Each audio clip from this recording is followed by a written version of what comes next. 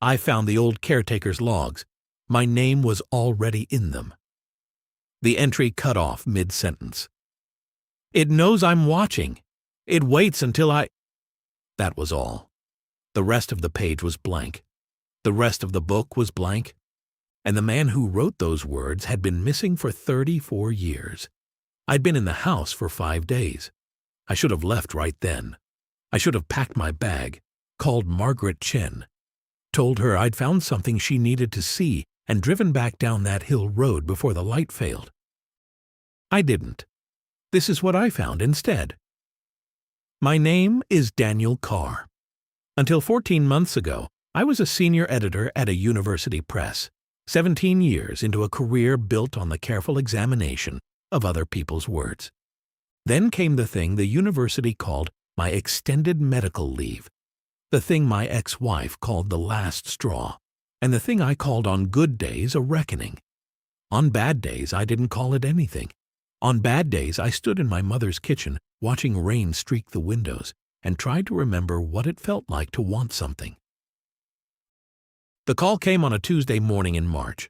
A woman named Margaret Chen, director of the Haverbrook Historical Society, with a proposal for someone with my background and my tolerance for solitude.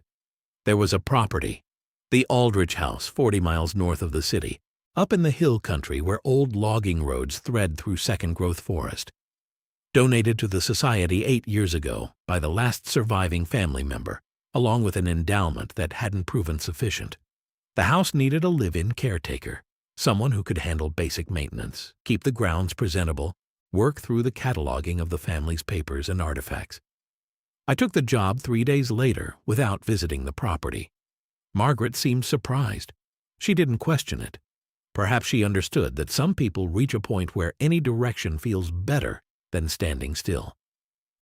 The Aldrich House revealed itself gradually, the way all old places do. I arrived on the 1st of April. My car packed with what I'd salvaged from my former life, clothes, books, a laptop, a box of photographs I couldn't throw away, but also couldn't look at. The road climbed for the last several miles, and when the house appeared around a bend, I pulled over and sat for a moment, just looking. 3 stories of gray stone and weathered clapboard, a wraparound porch, a tower on the eastern corner that gave the whole structure an asymmetrical, almost watchful quality. The windows were dark even in midday. Beyond the cleared grounds, the forest pressed close. Patient, indifferent. I learned the house's geography over that first week. Main floor, parlor, dining room, library. A study that had been the patriarch's domain. Second floor, 6 bedrooms, each frozen in a different decade's notion of comfort. Third floor, storage, trunks and furniture draped in sheets. And the basement, which I descended into exactly once long enough to confirm the furnace worked and the stone walls weren't crumbling, before retreating upstairs with an embarrassing amount of speed. The tower was locked. Margaret had mentioned this almost as an afterthought. The key had been lost years ago. The contents were probably just more storage. I could have the lock drilled whenever I got around to it. I remember standing at the base of those tower stairs that first week, running my fingers along the old wood of the door. The keyhole was the ornate kind, large enough to peer through. But when I crouched down, I saw only darkness on the other side. I told myself I'd call a locksmith the following week, then the week after that. Somehow, the call never got made. The duty logs were in the library. I found them on my 5th day during the preliminary survey Margaret had requested. 12 leather-bound volumes on a shelf near the fireplace, their spines labeled in faded gilt. Caretaker's duty log, followed by year ranges. The earliest covered 1892 to 1907. The most recent ended in 1987. I pulled one down at random, 1952 to 1963. Ruled pages, columns for date and time, a wider space for notes. The handwriting shifted every few years as one caretaker replaced another. The entries were mundane: furnace maintenance, roof repairs, visitors received. The rhythm of a house kept alive through the steady accumulation of small attentions. Exactly the kind of primary source material researchers loved. I set it aside for cataloging and moved to the final volume, the one covering 1973 to 1987.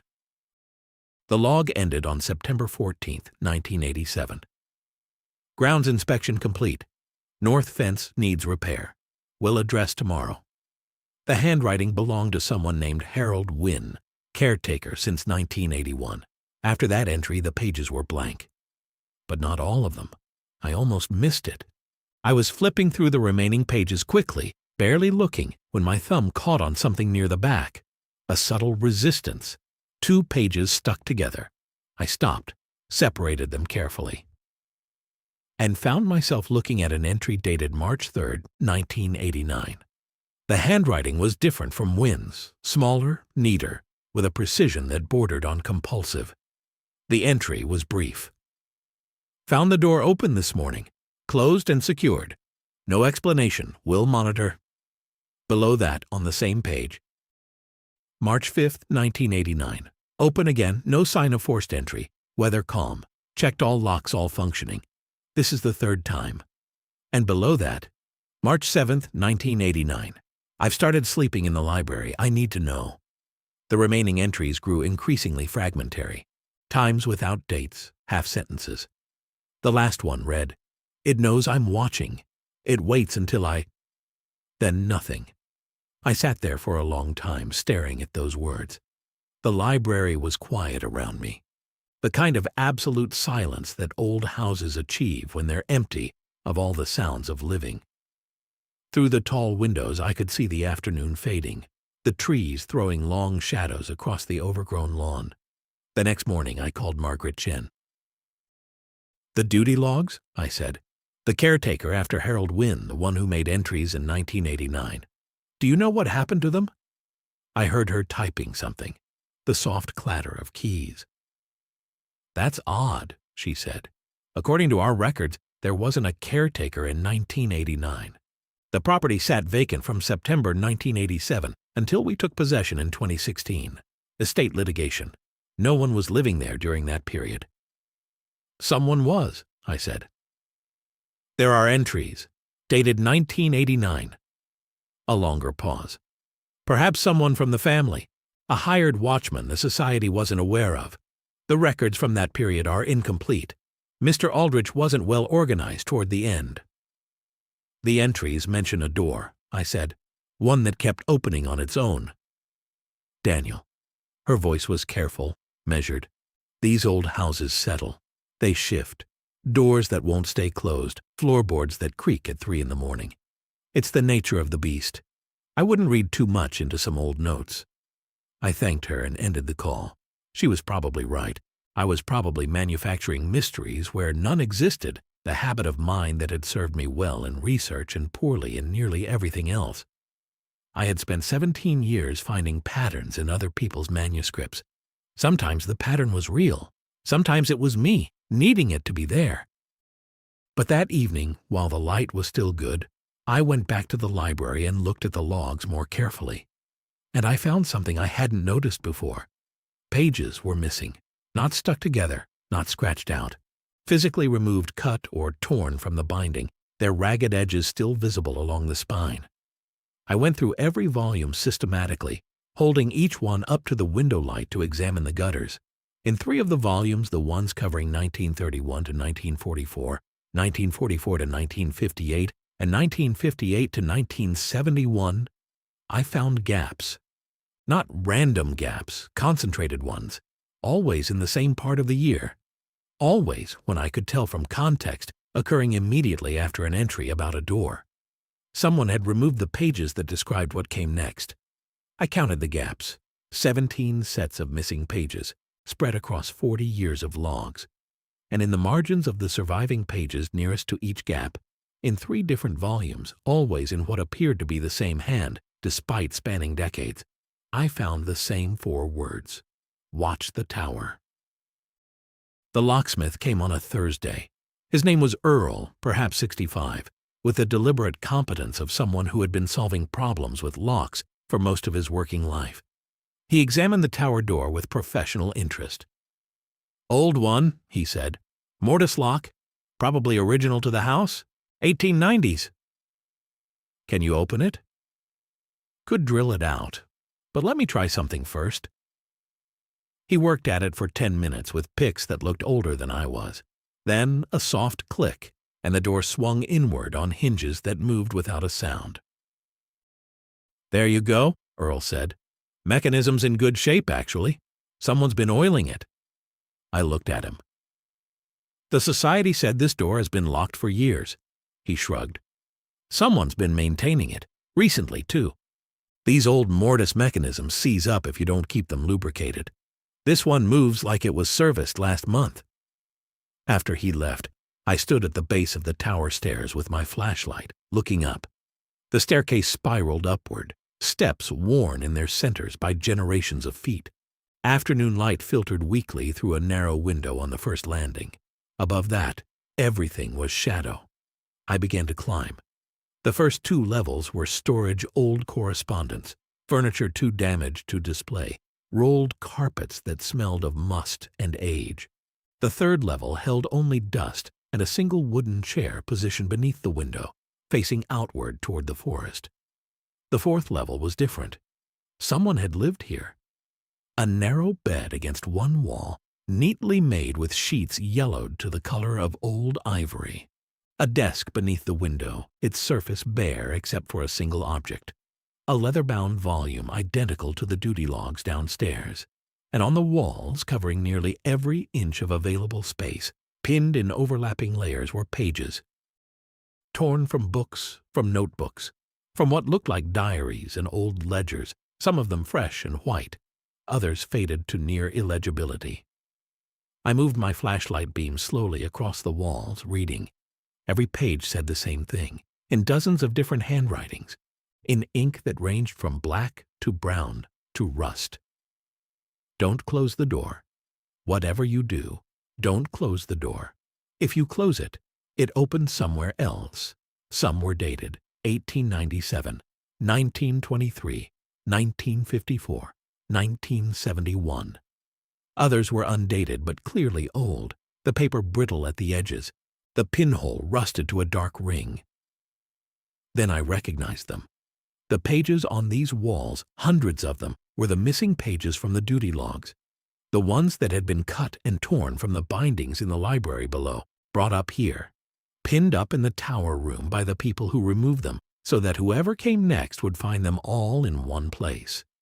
One page near the desk was dated September 13th, 1987, the day before Harold Wynn's final entry in the log downstairs. I understand now, it read. It's not about keeping it closed. It's about watching it, letting it know it's being watched. The moment you look away, the moment you think you're safe, that's when it happens. I've been up here for 6 days. I haven't slept. I can hear it below me, waiting. Tomorrow I'll have to go down for food. Tomorrow it will happen again. To whoever finds this, don't close the door, just watch, just keep watching. It's the only way. I don't remember leaving the tower.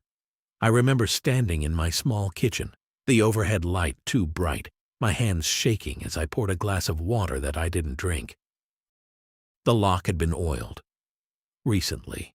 The missing pages had been here all along, arranged as warnings. And the door at the base of the tower, the one Earl had just unlocked, I hadn't closed it behind me. I walked back through the house, the library, dark now, the foyer, the short hallway to the tower entrance. The door was closed. I stood staring at it. Had I closed it automatically? I close doors behind me always have, one of the small rituals that keep my anxiety manageable. I might have done it without thinking. But somewhere in those pages I'd left scattered in the tower room, one phrase kept moving through my mind. If you close it, it opens somewhere else. I opened the tower door. It swung easily, hinges smooth, and climbed back up to the room. The pages were as I'd left them. The leather-bound volume still sat on the desk. I hadn't opened it earlier. I'd been too shaken by the walls. I opened it now. Another duty log. But unlike the ones in the library, this one was continuous, the same handwriting throughout, filling perhaps 2/3 of the volume. The dates ran from March 12th, 1989 to October 3rd, 1989.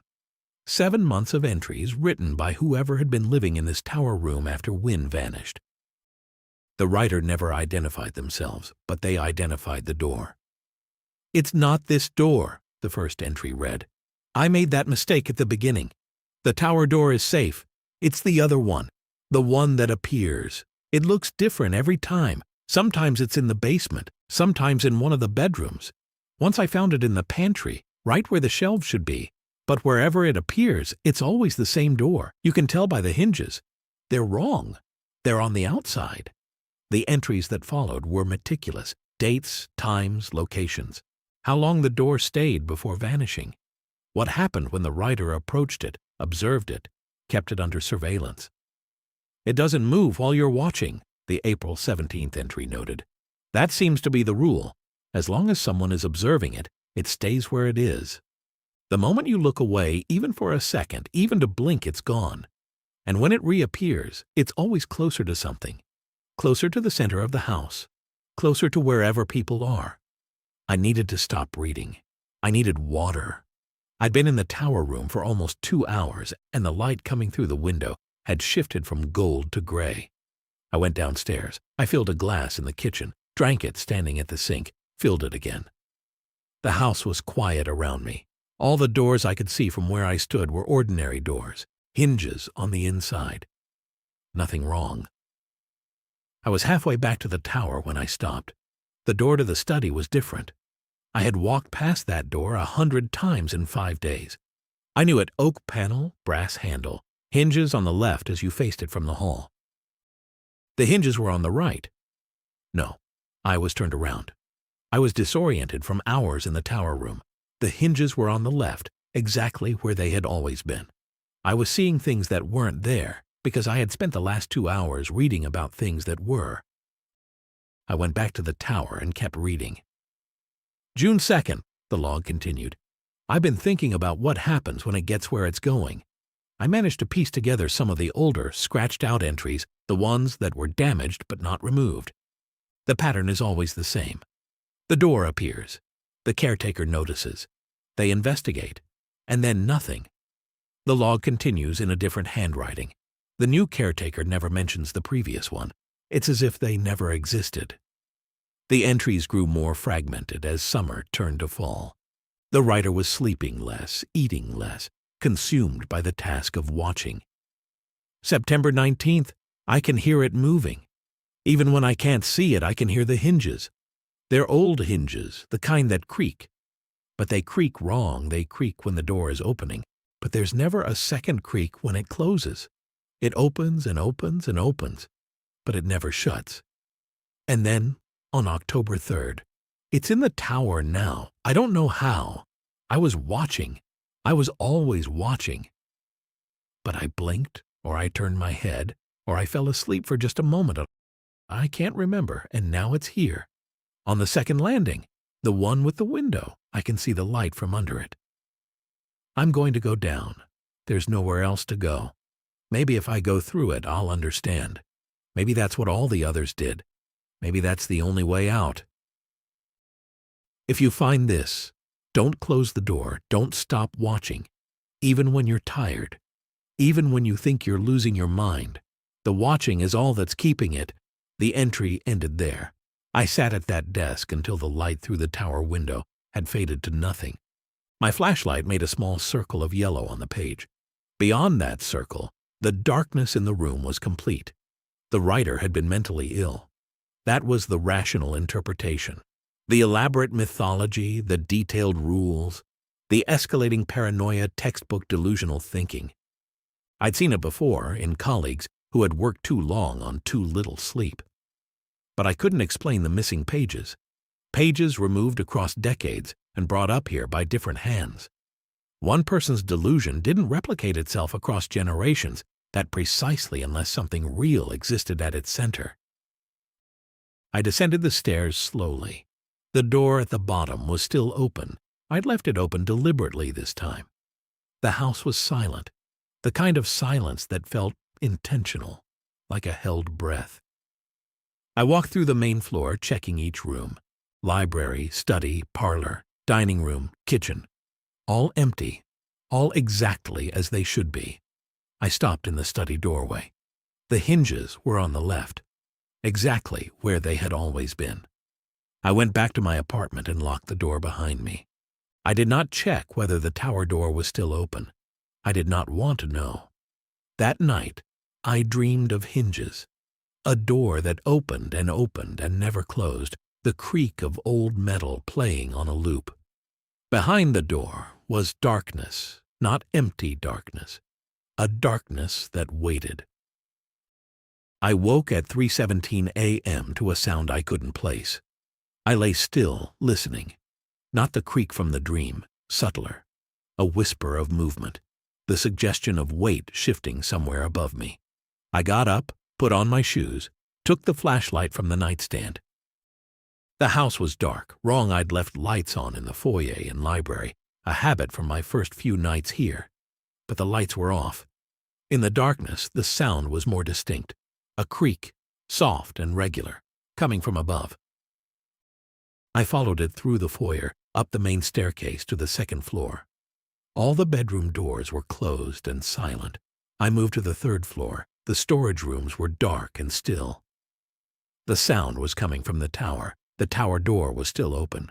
I could see the first few stairs in my flashlight beam. The creaking was definitely coming from above. From the second landing, maybe the third. I climbed. The first landing was empty. The second, the one with the window, was also empty. But there was a smell here that hadn't been present before. Old, organic, like flowers left too long in water, their stems turned to slime. I shone my light upward. The staircase curved. The creaking had stopped. I climbed higher. The third landing was empty. The chair was still beneath the window, facing outward. Nothing had changed. I climbed to the top. The pages were still on the walls. The log was still on the desk. But the bed wasn't empty. Someone was lying on it, their back to me, facing the wall, covered with the yellowed sheet, its outline suggesting a human form, arms at the sides, legs extended, head on the pillow. I couldn't move. My flashlight beam was shaking, casting unsteady shadows across the walls. The pages fluttered as if they were breathing. "Hello?" The word came out cracked. "Who's there?" Nothing. No movement. Perfectly still. I took a step closer, then another. My foot caught a loose floorboard and I stumbled, catching myself on the desk. The log fell to the floor with a thump that seemed enormous in the silence. The figure didn't react. I was close enough now. I could see, or thought I could see, a slow rise and fall beneath the sheet. Or was I seeing that? Was there movement? Or was my mind supplying what it expected to find? I reached out, grasped the edge of the sheet. I pulled. The bed was empty. The sheet was tangled around a pillow I hadn't noticed before, shaped by years of compression into something that looked, in bad light, like a body. An old pillow. A harmless arrangement that my fear had transformed into something else. I laughed. The sound was wrong in the room, more sob than laughter. I sat on the edge of the bed and thought about leaving, about calling Margaret in the morning, about driving back down the hill road and finding a motel and sleeping for 12 hours in a room with an ordinary door. I stood up, took one last look at the walls, at the warnings in a century's worth of different handwriting. Don't close the door. I left the tower room, descended the stairs, reached the bottom. The door was still open. I walked through it and kept walking, back to my apartment, where I sat on the edge of my own bed and watched the first gray light of dawn cross the floor. I didn't call Margaret. Fear, maybe, or pride, or something I didn't want to examine too closely. Whatever the reason, I stayed, made coffee, ate breakfast at the window, watching birds move through the bare branches at the forest's edge. I'd become a person who noticed the sounds of houses, the direction of drafts, the position of hinges. In the afternoon, I went back to the library. I took down the earliest volume, 1892 to 1907, and began to read more carefully than I had before. The first caretaker's name was Thomas Byrne. Hired in spring 1892 when the house was built. His entries were sparse and practical until January 1894. Found door in cellar that wasn't there yesterday. Heavy oak, iron hinges, appears very old despite new construction. Will inquire with Mr. Aldrich. 3 days later, Mr. Aldrich says there has never been such a door. Went to examine again, cannot find it. Beginning to wonder if I am working too hard. A week after that, saw the door again, this time in the second-floor hallway, stood watching it for an hour. When I went to fetch a lamp, it was gone. I set the volume down and went to the kitchen for a glass of water, stood at the sink for a moment. The house was quiet, nothing moved. I went back to the library and kept reading. Byrne was skeptical. He wrote about possible causes, fatigue, bad ventilation, isolation. He never suggested anything supernatural, but he also never stopped seeing the door. It appears more frequently now, he wrote in June 1894, and it seems interested in my attention. When I watch it, it stays. When I look away, it moves. This morning I found it at the foot of my bed. His last entry was dated August 7th, 1894. I have decided to go through it. Whatever waits on the other side cannot be worse than this vigilance, this constant watching. I am tired. I want to rest. Tonight, when it appears, I will open the door.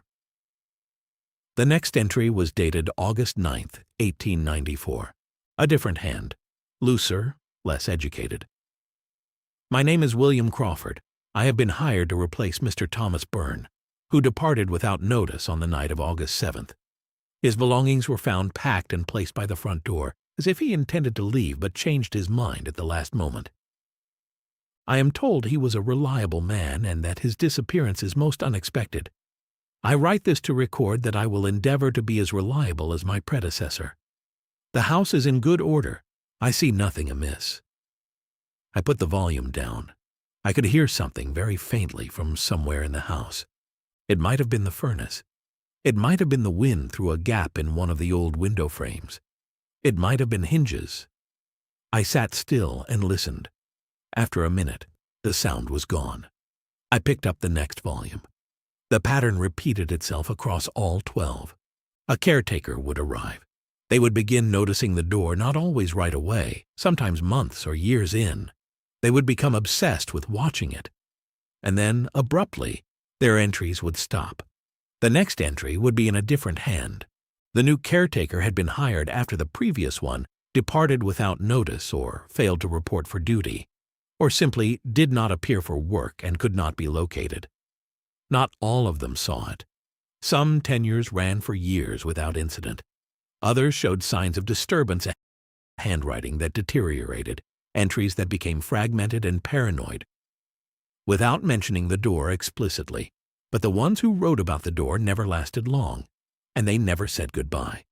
Over 95 years of logs, I counted the gaps, the 17 sets of missing pages, each corresponding to a caretaker who had documented the door and then vanished. 17 people who had noticed, watched, and eventually reached the same decision as Thomas Byrne. I will go through it. The 18th was Harold Wynne. His entries began normally in 1981. 6 years of maintenance and weather and unremarkable routine. Then, in March 1987. Third time this week, I've found the cellar door open. Lock seems fine. No sign of entry.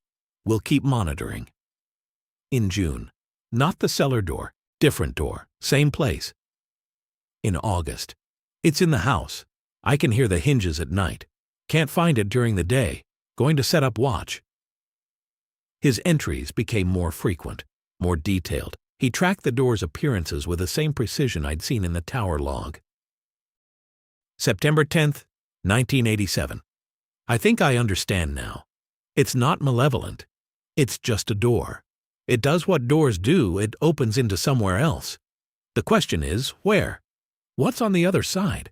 I've been so focused on watching it that I never thought to look through. September 12th. Tomorrow I'm going to do it. I'm going to open the door and look through. Just look. I won't go through. I just need to know what's there. September 13th. I looked. I looked through the door. I saw. The page ended. The next page was one of the missing ones, its ragged edge still visible in the binding. And the page after that, and the next 10 pages. Someone had taken them, brought them upstairs, pinned them to the tower room walls. I put the logs away, went back to my apartment, sat at my desk with a piece of paper and wrote down everything I knew. The door appeared. It moved when unobserved. It could be kept in place by watching. Those who watched eventually grew tired. Those who grew tired found the door closer each time. Those who went through never came back. And those who closed the door. The tower room log said closing it only moved it somewhere else. Did that multiply the phenomenon? Reset it? Or simply relocate it, forcing whoever came next to start the watching from the beginning? I thought about the 1989 writer. 7 months in the tower, watching, tracking, sleeping in shifts. And then one moment of inattention, a blink, a turned head, a few seconds of exhausted sleep, and the door was on the second landing of the tower itself. The only place they'd thought was safe. I didn't see the door that night. Or the next, or the night after that. For nearly 2 weeks, the house was exactly what it appeared to be, old wood and stone settling in the cold spring air. I continued my work, cataloging the family papers, sending reports to Margaret. I slept poorly. That was nothing new. But I couldn't stop thinking about it. I found myself examining every doorway I passed, checking hinges, noticing which way each door swung, which wall it was set into, where the shadow fell when it was open. I started carrying the flashlight everywhere, even in daylight. Started waking at night to walk through the rooms, checking for anything that hadn't been there before. I told myself I was being thorough. I didn't tell myself I was becoming like them. It was the middle of April when I saw it for the first time. I was in the library late at night working through the family's correspondence. The Aldriches had been prolific writers, and their letters contained occasional references to strange occurrences, unexplained sounds, servants who refused the upper floors. Nothing explicit about the door, but enough to confirm the family had known something was here, even if they'd never written about it directly. I looked up from the desk, reaching for my coffee. There it was, across the library, where the shelves met the far wall. A door standing open, dark oak. Iron bands crossing its surface in an X pattern, heavy, solid. The hinges were on the outside. The door was open, perhaps 6 inches. Beyond it was only darkness. I didn't move. I didn't blink. I kept my eyes fixed on that gap while my heartbeat pounded in my ears and every instinct I had told me to run. The door didn't move. Of course it didn't. That was the rule. I sat there for hours. My eyes burned. My throat was dry. I needed water, needed to move. But I didn't dare look away. The door was 20 feet away, less. If I turned my head for a second, it could be at my chair when I looked back.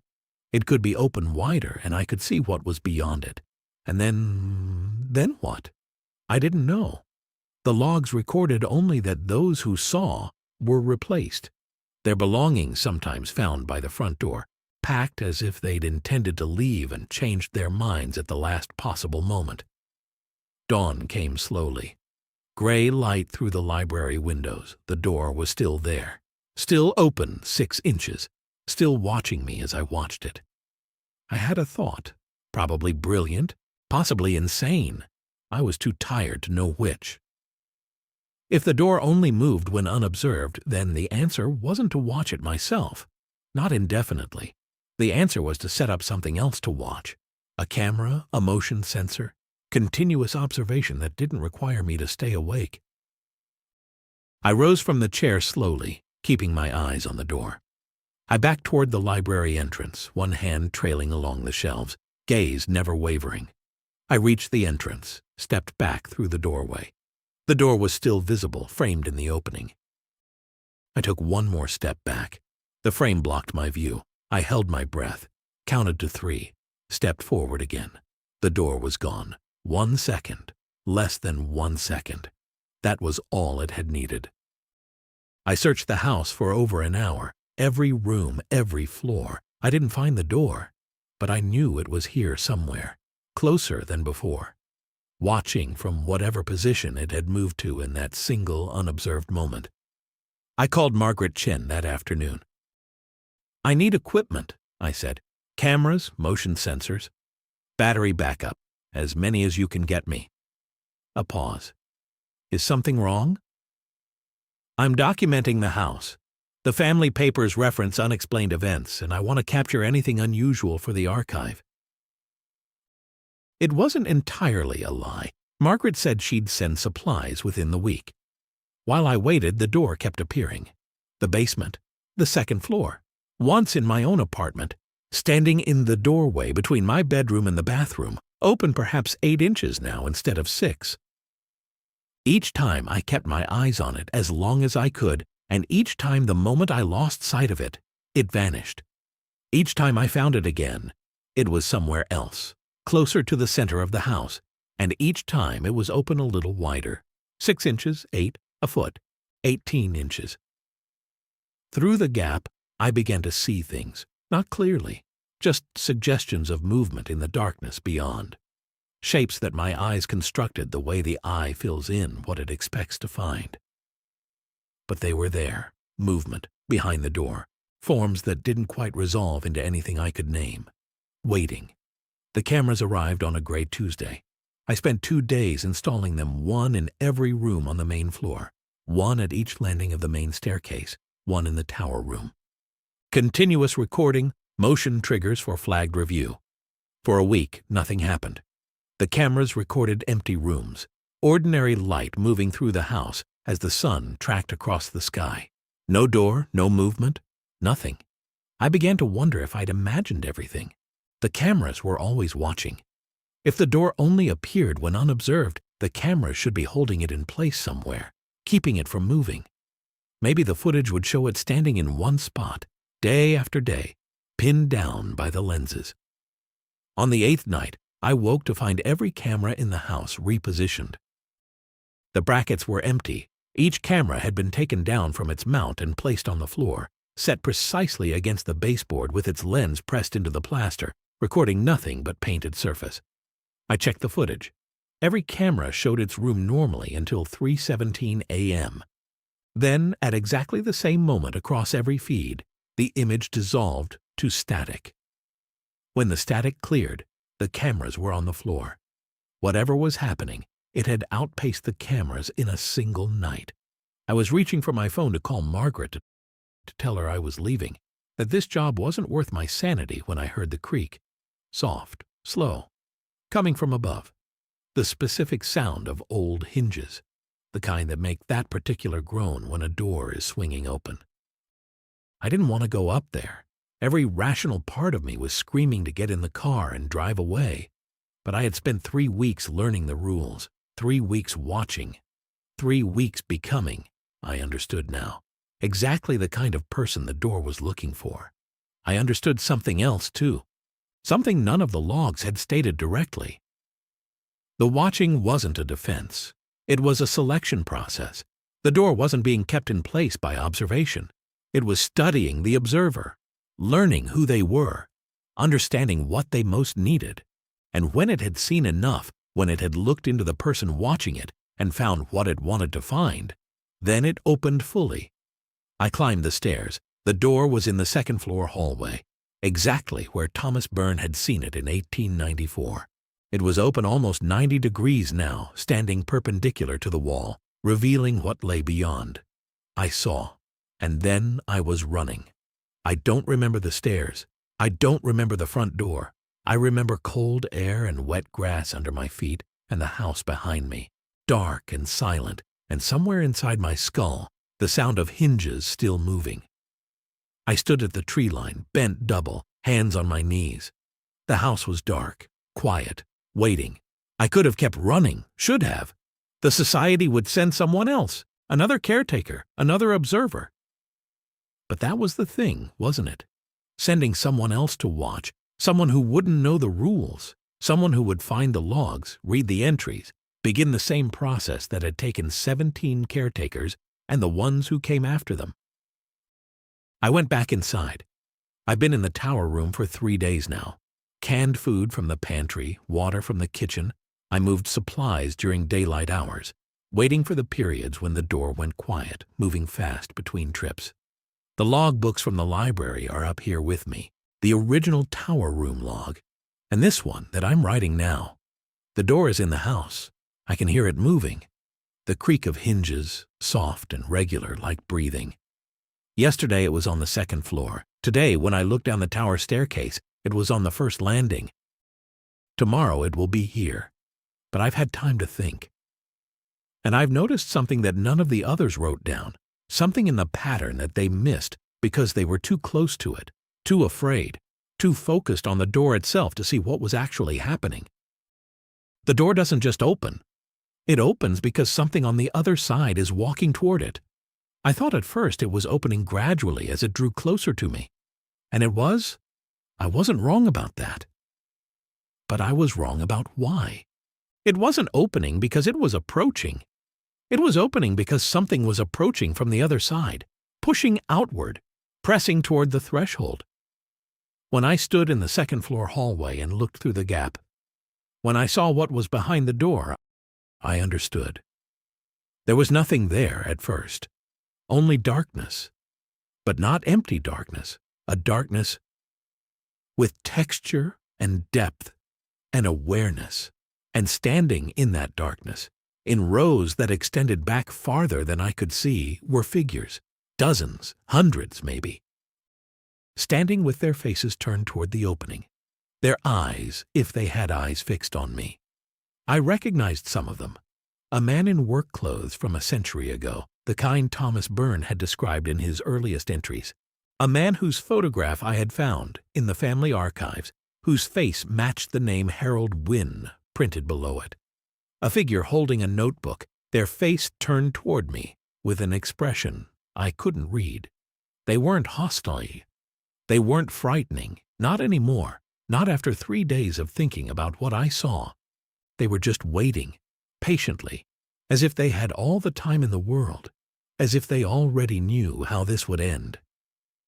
I think I understand now what happens to the caretakers who go through. They don't die. They don't simply vanish. They join the others. They become part of the audience on the other side of the door, part of the waiting crowd that watches whoever comes next. It's not a trap. It's a process. The door selects certain people, the ones who can't stop watching, the ones who need to understand, the ones who document and observe and analyze until the watching itself becomes the thing they live for.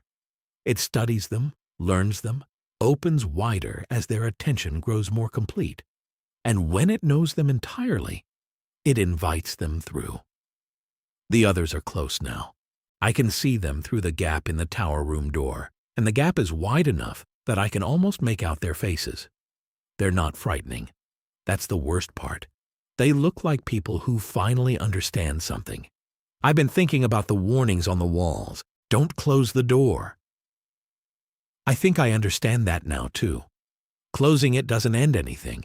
It just resets the process, moves the door to a new location, forces the next observer to start over from the beginning. The door can't be stopped. It can only be moved.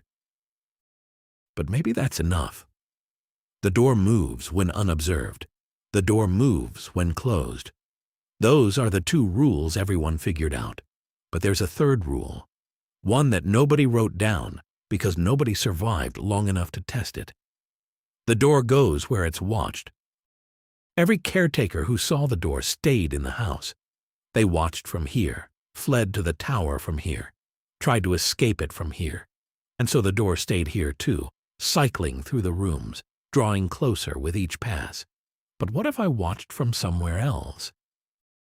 What if I left the house and spent every day thinking about the door, remembering its face, its hinges, the darkness behind it from 100 miles away? Would the door follow my attention?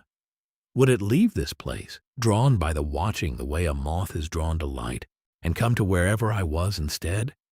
I don't know. I can't know, but it's worth trying. I'm leaving this log here in the tower room with the others. If you find it, if you're reading this, I need you to understand something. I've read enough accounts, enough documented cases of people who encountered things they couldn't explain, to know that nobody ever believes the person writing from inside the experience. I didn't believe it when I first opened those logs. So I'm not asking you to believe me. I'm asking you to consider one thing. The more you look at this, the more it learns about you. You've already started. Put down the logs, walk away, close the door if you have to, it will only move. But at least you'll be moving with it rather than standing still inside its attention. Go somewhere with people and light and noise and enough distraction to keep your mind from circling back. And if you find that you can't stop thinking about it, if you feel what I felt, the pull toward understanding, the need to document and watch and make sense, at least you'll know the rules now.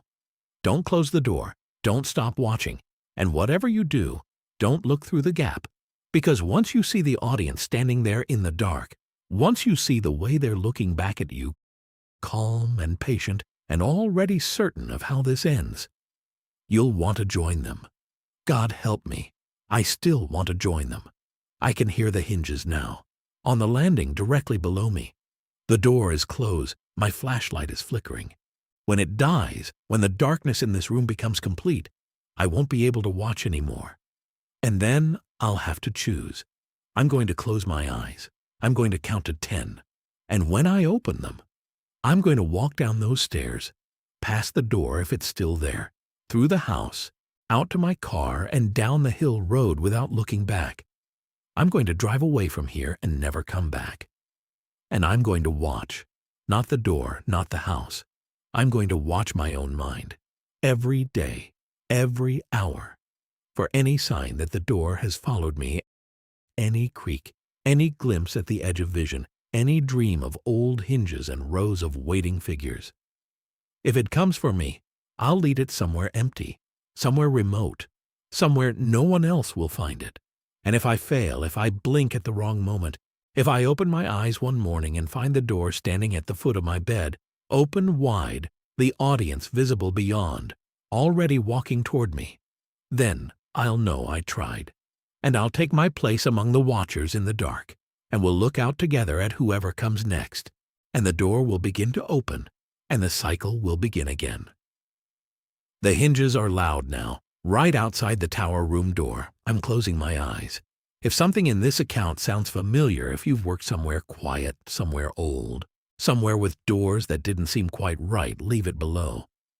I want to know if I'm not the only one who found these logs. I want to know if anyone else has seen the gap. And if you made it this far without looking away, be careful. 1, 2, 3.